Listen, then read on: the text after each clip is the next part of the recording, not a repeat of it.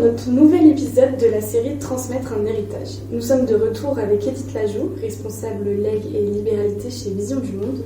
Bonjour Edith. Bonjour Agathe. Aujourd'hui, nous allons parler donation. À l'inverse des sujets traités dans les épisodes précédents, la donation se réalise de son vivant. Edith, est-ce que vous pouvez nous en dire un peu plus à ce propos ? Oui, bien sûr. La donation se décide de son vivant et prend effet immédiatement et de façon irrévocable. On peut tout donner. Une somme d'argent, un bien mobilier, immobilier, en pleine propriété, en nue propriété. Il est même possible de faire une donation temporaire d'usufruit pour réduire son IFI, par exemple. Pour cet épisode, j'avais envie de partager avec vous quelques belles histoires de donations effectuées en faveur de Vision du Monde. Alors, le premier exemple que j'ai eu envie de partager avec vous, c'est celui d'une donatrice qui nous a donné l'héritage reçu de son frère. Cette dame a perdu son frère de maladie et a souhaité rendre hommage à ses engagements en faveur de l'enfance en réalisant un projet d'éducation en son nom. Cette donation nous a permis d'équiper et de sécuriser 3 écoles au Mali. Une plaque au nom de son frère est à présent apposée sur le mur d'enceinte de chaque école. J'ai un autre exemple, celui d'un couple d'enseignants à la retraite qui ont des enfants qui sont entrés dans la vie active. Ils sont très concernés par les problématiques d'éducation en Afrique et ils ont souhaité être acteurs de leur engagement et en voir la réalisation de leur vivant.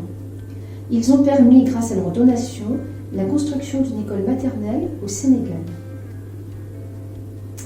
Alors un troisième exemple, qui est aussi une très belle histoire, c'est celui d'une chef d'entreprise. Elle est dirigeante au sein d'une entreprise familiale qui intervient dans le secteur éducatif, mais elle est également bénévole pour enseigner au sein d'écoles dans les pays défavorisés. Et elle a souhaité prolonger son engagement professionnel. Son don a permis l'extension d'une école au Sénégal. Il s'agit de la construction de 3 salles de classe et cette donatrice a prévu de se rendre sur place avec sa petite fille afin de voir ce projet qui se termine. Vous voyez, il y a une transmission à des enfants et aussi une transmission générationnelle. Je trouve que c'est une très belle histoire. Ensuite, j'ai envie de vous parler d'un parrain qui est parrain d'une jeune fille en Bolivie. Il est vétérinaire et ce donateur a souhaité financer la formation pour 60 familles boliviennes aux techniques d'apiculture et à la fourniture de matériel et d'abeilles afin de leur permettre de sortir de la pauvreté et de gagner en autonomie. Ce projet s'inscrit dans un cadre plus global de développement économique. Et enfin, je voulais vous citer le cas d'une marraine qui, dans le cadre d'un changement de vie, elle a souhaité, lors de la vente d'un bien immobilier, consacrer une partie de la plus-value au financement de 2 projets en faveur de la santé des femmes. Elle a ainsi pu soutenir la modernisation d'une maternité au Sénégal et l'équipement d'un centre d'accouchement en Bolivie. Alors, comme vous pouvez le voir, tous ces cas sont tous très différents. Ils interviennent dans différents secteurs.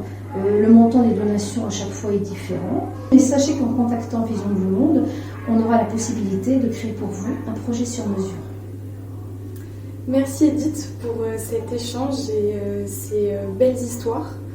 En effet, c'est super de pouvoir un peu imaginer les dons en action et de les rendre un petit peu moins abstraits. Et nous nous retrouvons dans un prochain épisode pour discuter de l'assurance vie. Au revoir Edith. Au revoir Agathe.